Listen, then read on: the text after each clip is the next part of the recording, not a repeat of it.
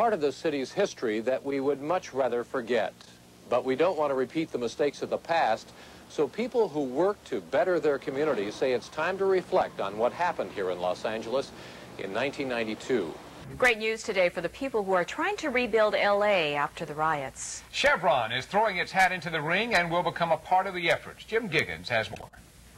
Rosa Parks, the mother of the 60s civil rights movement, was here today. She's seen so many steps forward and steps backward over the years. But I know that there are many people who are working for the good, and we will overcome any obstacle that come in our way as long as we work together.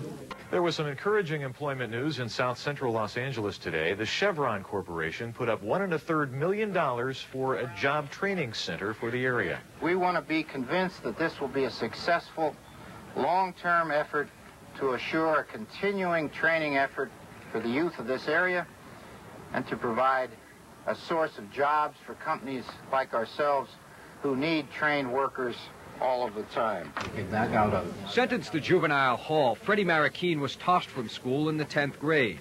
Now back home, he's working toward a diploma. Where I want to go, I want to be somebody. Will that hope be lost, or can he get a job? If an individual does not have a job, if he doesn't have training, if he doesn't have income, you can expect anything. Nearly 30 years ago, in an abandoned Philadelphia jail, Dr. Leon Sullivan conceived a job training idea. A program that has become rich in history. Remember when Lyndon Johnson visited us? That's right. The thing that was impressed him was. A program that has trained over 1 million people across the country, but a program that has only a minimal presence in L.A. Today, Sullivan declared that would change. The two most crucial areas that Los Angeles needs help: training and jobs. So that when I talk about thousands of people being helped, it won't be lollipops on the end of a stick, but something that's real. So why did Sullivan wait so long to bring his success to L.A.? Because to the outsider, L.A. doesn't look like a ghetto. Even its toughest streets don't conjure up the images of a Detroit, Chicago, New York, Newark, Boston, where their neighborhoods packed with 7-story tenement buildings. And so Reverend Sullivan said it took the mayhem of last spring to open up even his eyes. Now that his eyes are open, Elsie Powder can dream. I have a lot of dreams. It's all a part of a new series we call Keeping America Strong. And as you know, part of Keeping America Strong is preparing our youth for their role as workers, parents, and citizens. And this is especially critical in neighborhoods and communities where there is gang violence and where the population is mostly unproductive, untrained, and unemployed. So the question is, what can be done to prepare those who live in that world for the future? We're going to be finding out now from our guest who devotes himself to solving that problem and a whole lot more. Our guest is the executive director of an organization that is known as the Los Angeles Opportunities Industrialization Center. His name is Chris Floyd. Chris, welcome aboard. Nice to have you here. A quick question. What do you think the biggest problem in these neighborhoods is for what I just was speaking about? Jobs. There are many causes for not having a job, but the opportunity not to have a place to go in the morning and work, I think, is the basic reason. And you think the key reason behind this would be? Education, direction, training, and preparation. And really, it's the lack of education, lack of training, lack of preparation, lack of everything. All right, well, let's talk a little bit about your organization, which a lot of people refer to it as the OIC, the Opportunities Industrialization Center. Tell me about it. Well, we are one of 58 affiliates nationwide. OIC of America is in Philadelphia, Pennsylvania. Los Angeles has its own chapter, as well as I said, there are 58 other chapters around the United States. And we're dedicated to helping people help themselves. Welcome all of you to LAOIC. And the second thing I'd like to do is congratulate all of you, because simply by walking through the door this morning lets me know that you've made a decision to do something about your life.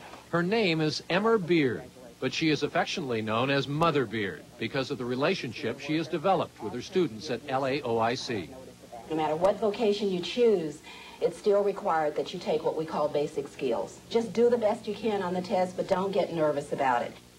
She is the case manager at LAOIC. She provides strong support to students as they train and are placed in jobs, the first step of becoming productive citizens.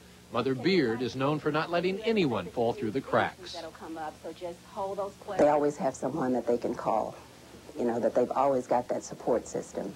And for a lot of the students that have come through, and sometimes it's their first time ever working, or they haven't worked in years, what we tell them is that we want more than them to go into that job, and that it might be entry level, but that we want to always be there to see what we can do to get them promoted and to stay in the job market.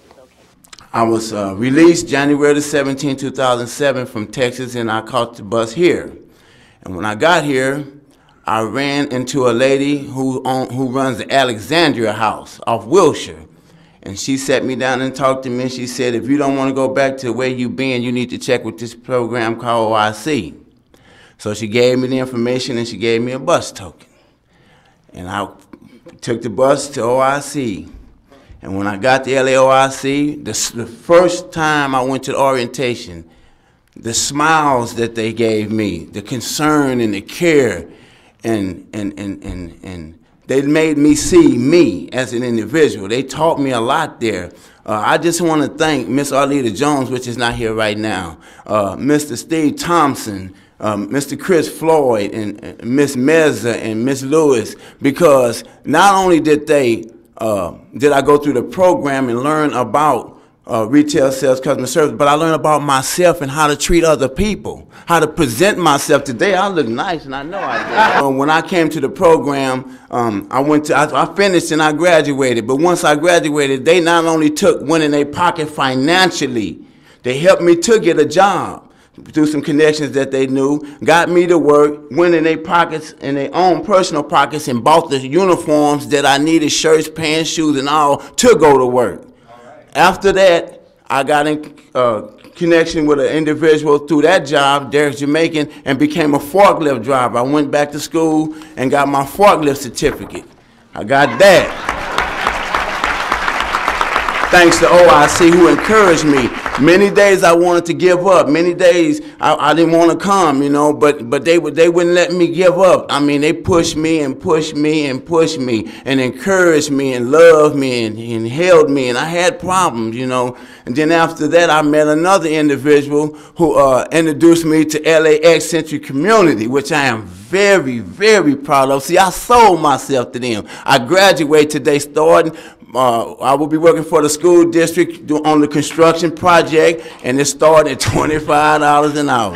So I just want to thank all y'all for your contributions, for the ones who donate money. And if anybody out there, and I'm coming from my heart in the name of Jesus, if any of them guys or women out there, they're struggling mainly because they have no education of themselves, and they need to find their way. Anytime somebody asks me for a quarter, 50 cents, I hand them one of the cards at OIC. That's what I do. I ain't got no money, but here go a card, go there and do what I did, because it'll pay you. So I just want to thank y'all for having me up here, and just all I ask you to do is just believe in those who believe in themselves, and y'all continue, because we're going to make it one day. Thank you. And you were also telling me that even though most of these kids are from Los Angeles, they really haven't been exposed to many of the things Los Angeles has to offer. That's true. And that if they don't see something that gives them the incentive to want to have that or get there or be able to, you know, take part in that, that they just don't have the desire. Sure. So you took a bunch of kids up to the Kodak Theater. Kodak Theater. And what did that do for them? They thought they'd already been there.